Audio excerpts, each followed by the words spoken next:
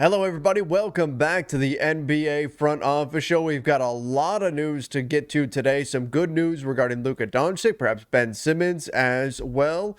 Maybe some interest in Jalen Brunson from some non-Mavs teams. We're going to talk a little bit about that. But first, let's talk a little bit about the basketball that went down last night. Some pretty important stuff in the playoffs. By the way, I'm Trevor Lane. You can find me on Twitter at Trevor_Lane.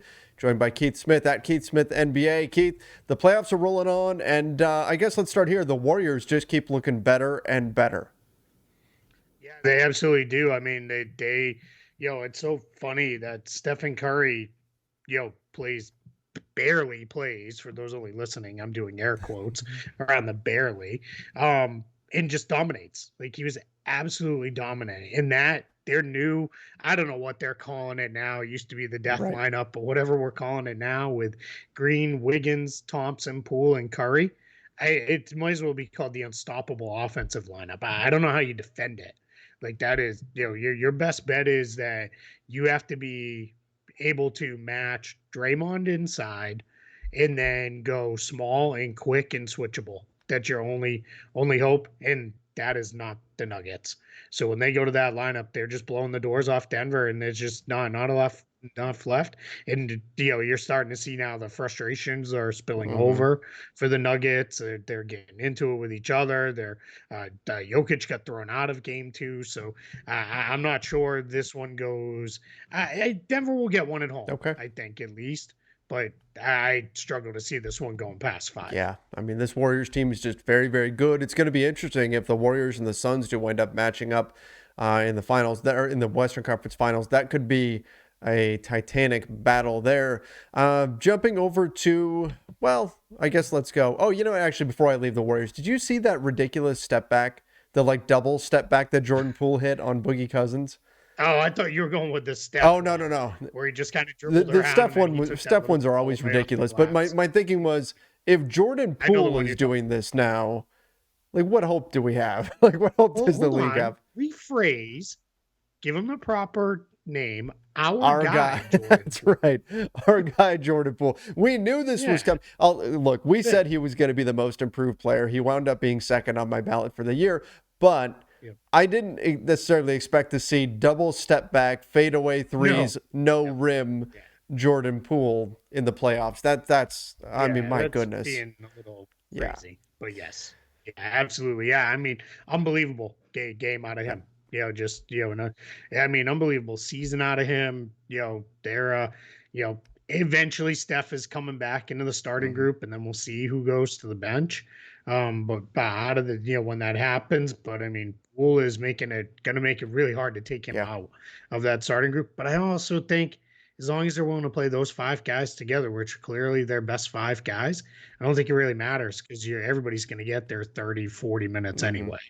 When they're fully healthy and needed to get that many minutes. So it's more about the closing group than the starting group, I think, for the Warriors. That's the more important thing. Any concerns? Steph Curry said he still has some discomfort in his foot. Are you worried at all about that?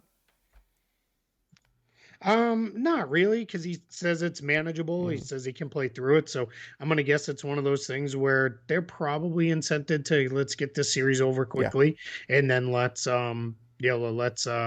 get this to a point where everybody can rest. So I'm not overly concerned about that. Let's jump over to Raptors and 76ers. The 76ers take care of business there. Of course, the Raptors missing Scotty Barnes. They're dealing with that. No Thad Young for them either. Gary Trent Jr. was pretty sick, but did play. Only played 10 minutes. Thad Young did play, but... Oh, okay. I missed it. He played 8 minutes. I missed him out there while he was playing. And Trent only played 10. Yeah, Trent played sick. But... yeah, I mean, the 76ers, they win 112-97. Joel Embiid told Nick Nurse to stop complaining about calls. I mean, coming from the guy who shot more free throws than the Raptors' entire team, I have a feeling that may have had something to do with it. The fact that he's the guy that gets the calls. Right? Yeah.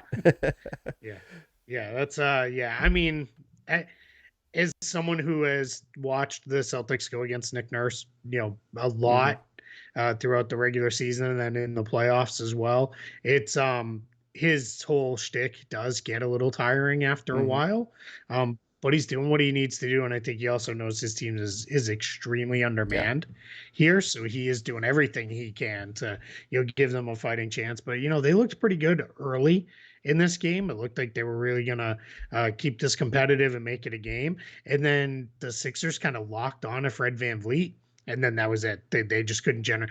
Everybody's going to look at the way Philly scored, and you should, because Philly did well on that end too, but their defense just locked Mm-hmm. in and completely shut down the Raptors. And I'll say it, I said this after game one, but James Harden being willing to kind of cede a lot of the offense to Embiid, of course, but also Yeah. Tyrese Maxey and Tobias Harris, that's huge. And then we'll see, right? Because there's gonna be, I don't know if it'll be in this series now, but probably the next one. They're gonna need a Harden game where they're gonna need him to get 30 something points and do his thing. But right now he's content to play ball mover, get the ball moving, let the other guys do their thing and go. So yeah, I mean, big nights again for Harris and Maxey. Yeah, I mean, Maxey, 23 points, 9 boards, 8 assists. It was a James Harden-esque stat line, 8 for 11 shooting, 3 Yeah. threes. Meanwhile, James Harden just 14, 6, and 6, 3 of 9 shooting for him. But again, he didn't need to have a big blow-up performance because 3 steals and 2 blocks though that's for true. James I'll Harden. give him some. I got to give him some credit there. Yeah. 3 steals and 2 blocks. Yeah. With the Joel Embiid free throw train running, and same thing with Harden, 8 free throws for him. I mean, the Sixers are rolling. My pick of Raptors in 6 is on life support at this point, and Yep. I mean, it's hard to think anything but this series is probably about over. Yeah, they need Trent fully healthy for game 3. And then if they can have any chance of getting Scotty Barnes Mhm. back. Unfortunately, this is the one series where there's not like those big breaks. They play again tomorrow on Yeah. Wednesday in Toronto. So they're then they get the break is after that. They get a couple days off after that one. But by then, I mean, you fall behind 3-0, it's over. Like you're not coming back from down 3-0. So they need that lift. They need that Toronto crowd to lift them. All right, let's jump over to the Jazz and the Mavericks. The Mavs, without Luka, pull off the win. And this is key. This is huge. I was talking about this last night. I went live for Lakers Nation last night. I was talking about why this is such a big deal. Because for the Mavs, any win you can pick up without Luka just makes the job that much easier when Luka does come back. And then right before we started recording here, we got news from Shams Charania that Luka Doncic is looking like there's optimism that he may play in game 3 or game 4. So if you're the Jazz, typically in this scenario, if you're the Jazz, you're thinking, yes, we did our job. We took one on the road. We stole home court advantage. Now let's go back home. We're going to take care of business. I don't think that's really the vibe of this series. The Jazz really needed to win these first 2, get as many wins piled up as they can before Luka comes back, because once Luka comes back, I think the Mavs are the stronger team.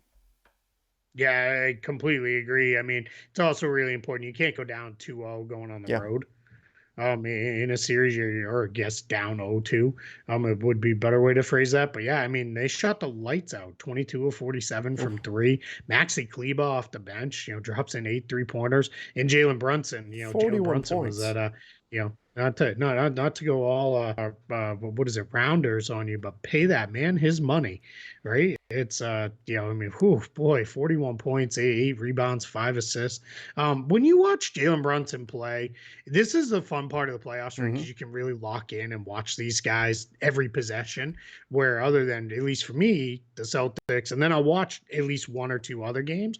But when you're watching it every game like this, he doesn't play as small as he is, if Correct. that makes sense. Like he plays a lot bigger. He loves getting down in the post and like posting guards up for, whether it's for kickouts or whatever. So he's tough. They move the ball really well.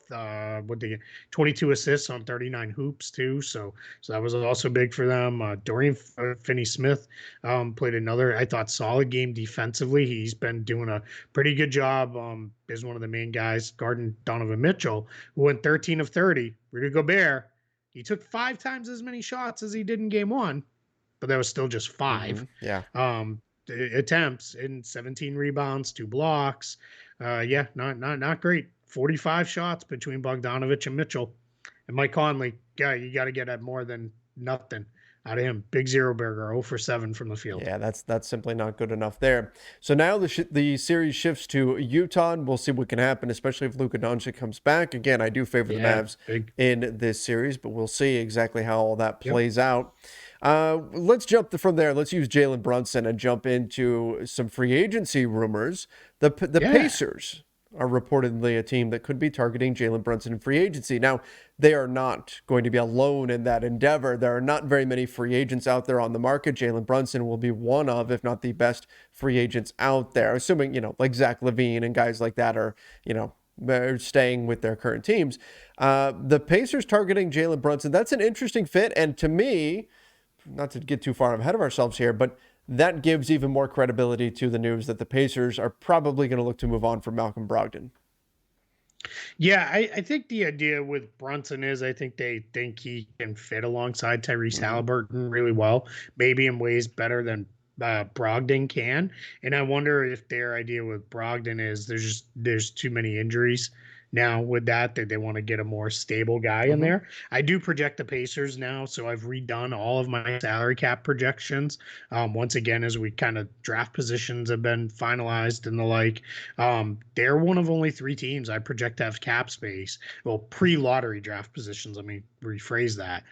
This offseason, I project them to have about 25 million in space, which is that's a big number, and that's enough to, if you really wanted to get in on Brunson, they could do it without it having to be a sign and trade, which some of the other places that have been mentioned for him would have to be sign and trades. So I think it's interesting. Now, it was funny to see the reaction to that report from some Mavs fans who were like, he's going to go play for Rick Carlisle, who buried him on the bench previously. Right. Yeah, I don't know about that, but we'll find out, right? It's one of those things where often it's, the grass isn't always greener. You don't know what you got till it's gone, or whatever that song says. So Right. yeah, we'll see. So Joni Mitchell, I think. I don't know. I'm not a big music guy. I like music, but I'm not the music historian. Someone will correct me in the comments. I went 80s hair metal with that. So let me look that up while we're talking here. The version I like of that song, what's a Big Yellow Taxi. I like the Counting Crows version of that song. Okay, the song that popped into my head, "Don't Know What You Got Till It's Gone." It's by Cinderella, which is again is like 80s. Oh, I know. Yeah, that's what came to me. Okay, yeah. We're on the same way. I went with the line from it, right? You don't know what you got till it's gotcha. Gone.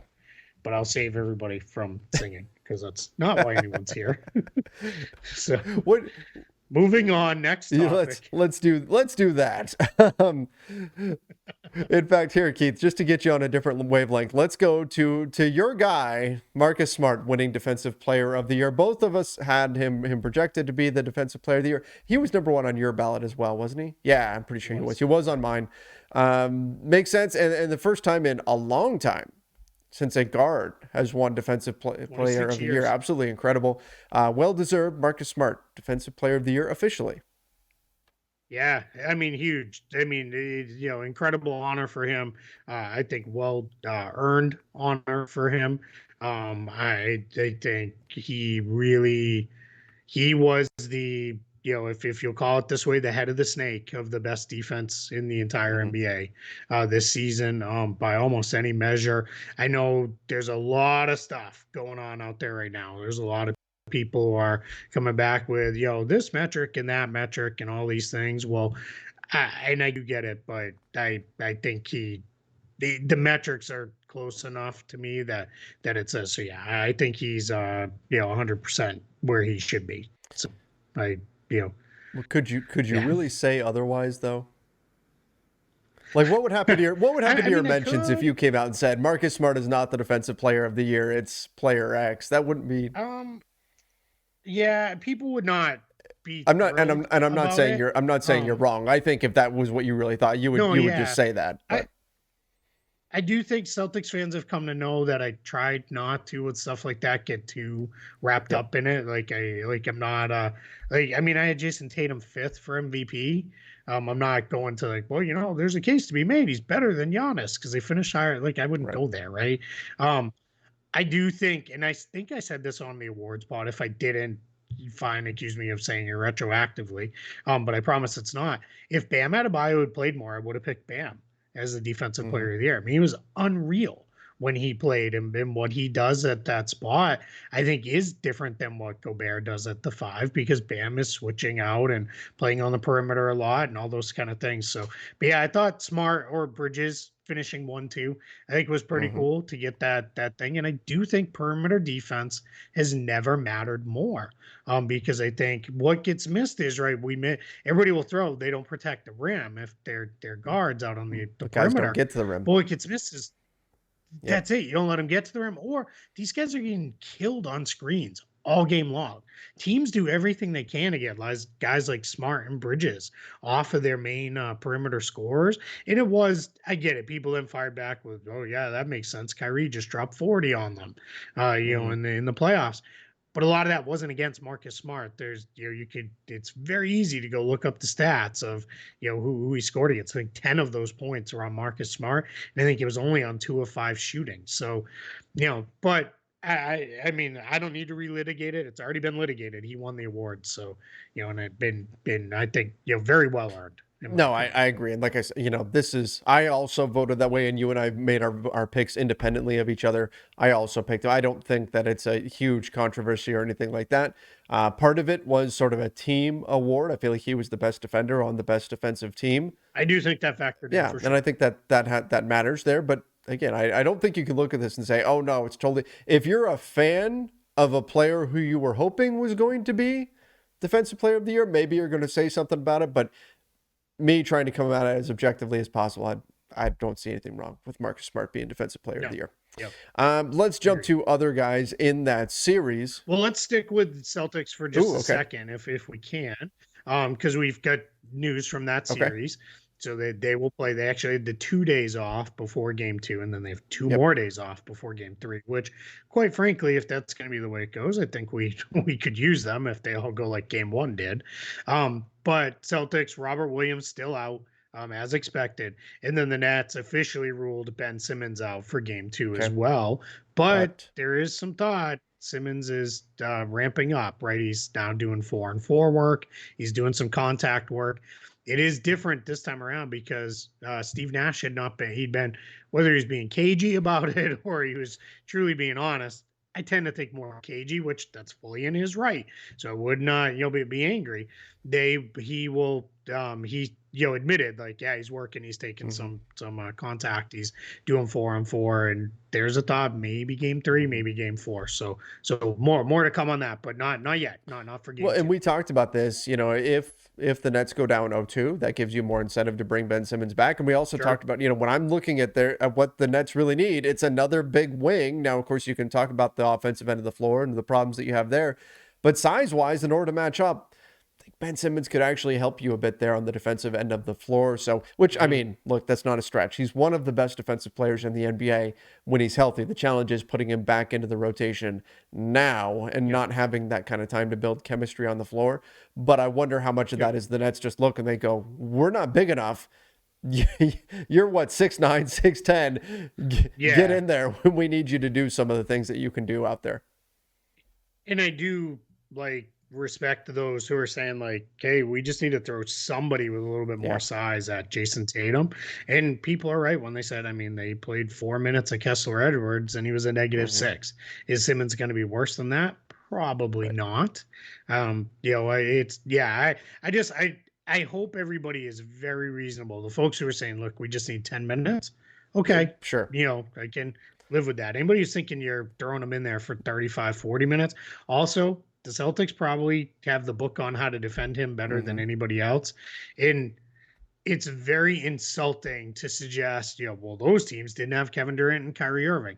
That's fair, but it's not like those teams were full of horrible offensive players either. They had Joel Embiid, Sure. they had Tobias Harris, they had other guys who can score and shoot.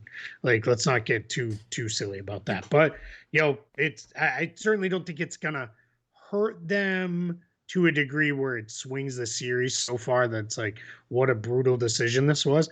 But I also don't think this is going to swing the series to where, all right, well, the Nets win now. Right. Like I think it's more likely to be a slightly negative impact than it is to be a hugely positive The one. question is it less of a negative impact than whoever else they would bring off the bench? That's Correct. what the Nets are looking to do there. And then as far as Yep. well, they didn't have KD or they didn't have Kyrie on previous Ben Simmons teams. I mean, there's some truth to that, just because Sure. that version Yeah. of Joel Embiid, Tobias Harris, certainly, those aren't guys where if everything gets gummed up and Ben Simmons is creating spacing issues and all that, you can't just give the ball to those guys and say, well, nothing worked, go make something happen. You can do that with Kevin Durant and Exactly. Kyrie and Yep. get decent looks. And now what I will say too is though, this kind of gives the Celtics a little bit more of an out to just send an extra Yes, guy that's true. at those guys because they just won't. I mean, They you won't think defend they're him. kind of not defending Bruce Brown in game one? They really won't Yeah, defend Simmons. I mean, there's plenty of clips and still very true. shots and everything else of how the Celtics have defended Ben Simmons over the year. And it's put the second guy about 15 feet off him and in the paint. And what makes it different is it's generally historically been Al Horford or Daniel Tice or somebody big who's been gone up and guarded Simmons. Mm-hmm. So what happens is you're playing off him with size. So even when he gets that head of steam going downhill, there's size to meet him there versus some of these other teams that have done that. They do it with a smaller guard, and then he can get downhill and go over those guys. He can't do that, with the Celtics guys, but Right. it is what it is. Let's talk a little bit about Kyrie. Got fined $50,000. Not a surprise that he was fined. Nope. He had, he used some gestures towards the crowd, said a few things. The crowd said a few things to him too. It's going to be interesting to see how that all plays out in game two. But but what I found was interesting about this, and I didn't know this, was that $50,000 was the limit. People talked about, can he get fined Yep. 50 grand for each time? Well, no, that's actually the limit for what the NBA can fine him. If they go over that, I mean, they can fine him more, but if they go over it, Yep. then Kyrie is then allowed to file a grievance, and then it becomes a bigger Yep. thing. And so the NBA said, well, let's just fine him 50K then, and off we go. Yep, that's exactly it. 50,000 is the maximum the NBA can fine a player. They're very important to be clear that it's a player. $50,000 per the CBA for any one transgression, as people stated. And yes, they could have said, hey, there were 3, 4, 2, 5, whatever it was, separate incidents here. We're going to hit you with the 50K for each one. But they would have come back then they would have filed a grievance at that point and said, hey, you can't, double down, split these up and, double down and all these other things on it. Sorry, my blackjack terminology is maybe getting a little bit off. I need that trip to Vegas. So, but yeah, it's that's why he got 50,000. It's the max you can give a player. Right. All right. Let's also finish things up with Demarcus Cousins. Pretty open and honest interview when he talked about how difficult the NBA could be. Thought it was really interesting when he talked about the Bucks and the Nuggets and how the Nuggets were working him out first and the Bucks kind of swooped in and grabbed him because they heard the Nuggets were working him out. Interesting interview about how brutal it can be. Once you're seen as kind of this minimum fringe level player in the NBA, it can be tough to shake that. And that's part of why you see a lot of guys who are not super excited about taking veteran minimum deals or are wary of taking that to begin with, because you can get trapped into that. It's hard to break out of that and start to get paid more once you've been put into kind of that box. Yeah, I wrote an article on this, but it was a while back.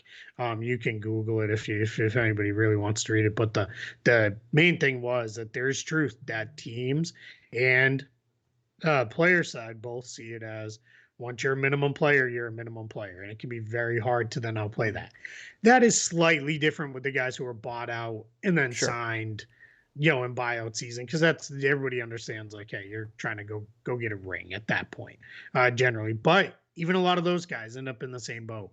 That's why, like, somebody like John Wall isn't super interested in jumping on a buyout and signing on for the minimum anywhere, because it can be hard to come back from that. I mean, the guy I think about now more often than not with this is Isaiah Thomas.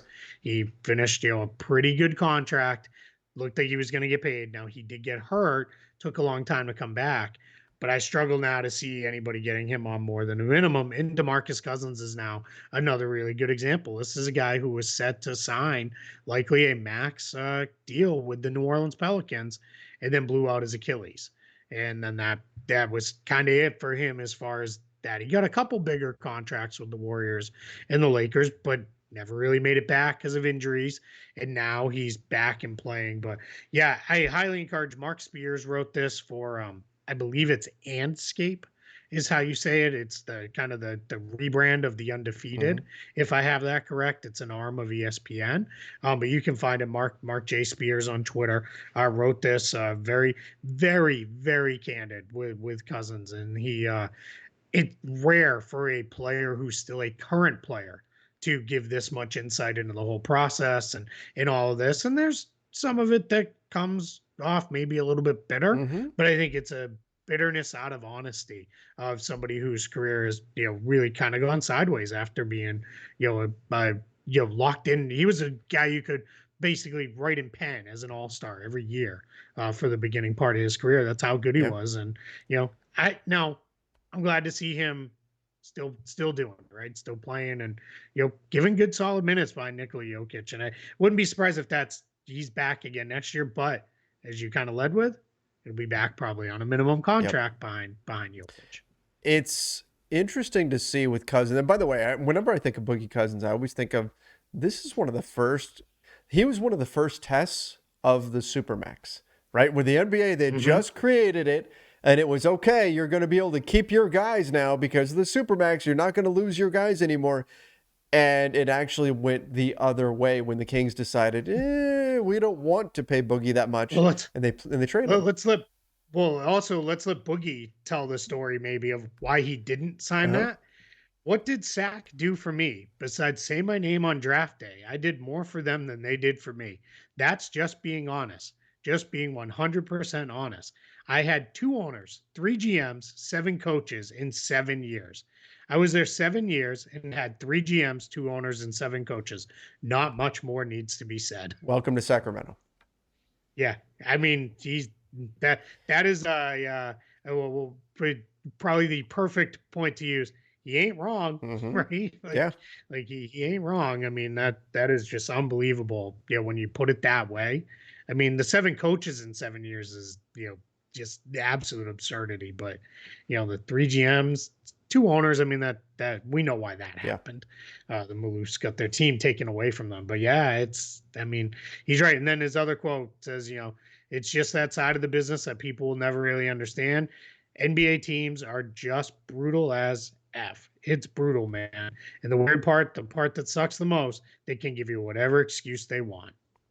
And he's not wrong. No, he's not. And it is, I mean, when you're on the fringes and you're trying to work your way in and you're continually to get cut and you're trying to find your spot and you're thinking, okay, I did well here. Where's my reward for doing what I did? Yeah. And then that's not there, and you're still seen as this guy who's maybe got a battle to get in. That's got to be frustrating. It's certainly, especially given where he's come from being that perennial all-star and all of that, and to feeling like he's got something left. That there's certainly some frustration wrapped up in there, but that's not just the NBA. That's sports. That's pro sports in general. Yeah. Once they're done with you, they're done with you. Yep. It's tough. I mean, and it's funny, I don't want to get into a huge tangent because now's not the time for this. But whenever people suggest things like, they should do the lottery team should play a tournament. Whoever wins the tournament gets the top pick. What's my motivation to play for a better pick to get somebody to take my spot?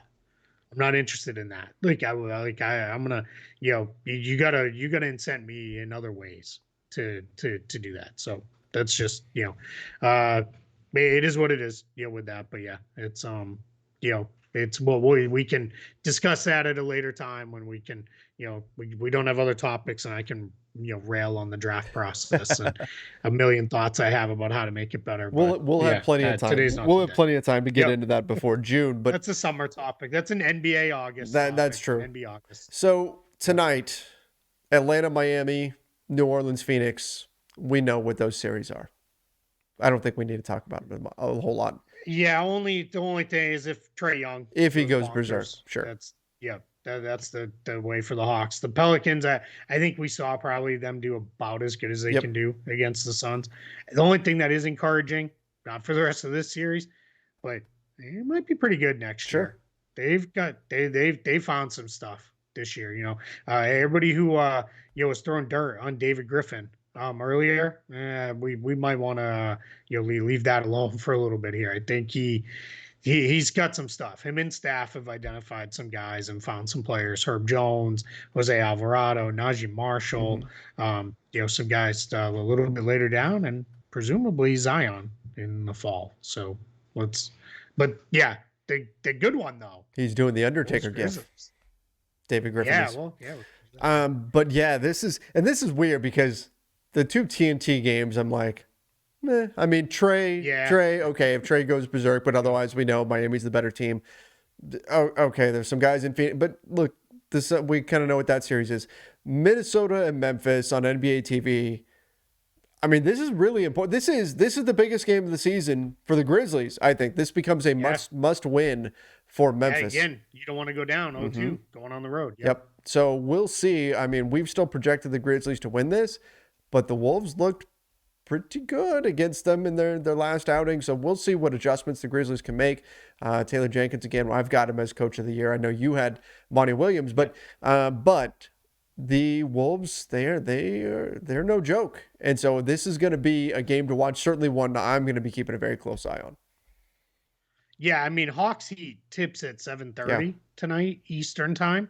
So that'll be about at halftime when Wolves Grizzlies tips. Switching and over. then I'll probably stick with Wolves Grizzlies for the rest of the time. That'll probably be it. Now, I hear, just to give everybody a little sense of the way this TV stuff works, there's only one true West Coast team in the playoffs this year, the Warriors, and they, everybody else is a Mountain or a Central time zone team that's in there. So that does make it tricky for trying to balance these series out. That's why you have in a little bit later this week, the Bucks are playing like an 8:30 p.m. tip at home or something like that, or the Bulls or they're playing like a weird time tip, and that's why you've got Grizzlies at 8:30, and that's why it's on NBA TV, because the Suns clearly are the closest thing to a West Coast team that's playing tonight.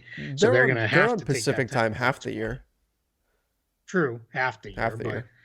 Are they right now? I don't know what they are right now. Yeah, right now they're on Pacific time. Okay. So then all right. So you've got two though. Yeah. Right. That's still the point holds, right? I mean, you've got New Orleans, Memphis, Minnesota. They're a heck of a lot closer to being on Eastern time than they are anything else. They're Central time. But that's why this stuff happens. And I mean, Miami's a bigger media market. So is Atlanta than either Memphis or, Minnesota. So that's why they're shuttled off to NBA TV. But the real basketball fans will find Absolutely. it. Right? They'll find it. It might end up being one of the higher rated NBA TV games ever. It should be. It should be. I mean, it's going to be a big one. I wish it wasn't on NBA TV. NBA TV, it drives me crazy. I don't know if this bugs you, Keith, or if our listeners or viewers, but they cut back to the game at the last possible second. And I'm like, I don't care what you guys are talking about in the studio. Go to the game and stop. It drives me crazy. So I don't know how many people probably know this, but I predominantly watch games we have DirecTV, so that's predominantly how I watch games. And then I'll DVR games and watch them later. But when I'm watching a game live, even on the DVR, they finally quit it this year. But for 2 years, they leave an ad block once per half where it is, it's for whoever the provider is to get in one last ad, but it comes in over the game. So regularly, every single game that you would watch on DirecTV, once in the first half, once in the second half, you'd miss somewhere between 30 and 45 seconds of game time because it would come back. So you'd be like, we left and the score was 54-50. Now it's 62 oh my gosh. 52. Like, what did I miss? And then you'd have to find it in the play-by-play. Right. Oh, okay, they scored rapid fire. And that was only on the League Pass games. Not on the national games. But yeah, just aggravating stuff. I think a lot of these things are going to be topics of discussion when the TV contract comes up next, and we're going to see a lot of changes to the way the game is shared. But on the good news front, I don't know if you saw. Did you see the most watched it's been in a decade? Oh, fantastic! The first I didn't see that weekend was awesome. Yeah. I'll find it real quick. This came out Nets Celtics on ABC averaged 6.9 million viewers, peaked at 9.8 million. Most viewed first round game since 2016. Opening weekend of the playoffs across ABC, ESPN, and TNT averaged 4.05 million viewers, most viewed opening playoff weekend since 2011. Wow. So all the people who were laughing about the whole, oh yeah, of course it was better than the bubble season and all that a couple weeks ago. Well, you're right, because games are being played on Tuesday afternoons at 2 p.m. in the Right. bubble. Now we're going back to 2011. That's LeBron, Warriors, Yep. Steph stuff. Like, yeah, NBA is in pretty good Yeah, shape. They're doing all absolutely. right. Absolutely. It's been exciting so far, the playoffs have. So hopefully we get more of that to come. All right, everybody. I think that about wraps things up for today. Make sure you are subscribing right here to the NBA Front Office YouTube channel. Don't forget to turn on those notifications as well. And of course, subscribe over on Apple Podcasts. We love getting those reviews coming in there. Give us that 5-star rating. We do appreciate it. Till next time, everybody, stay safe and see ya.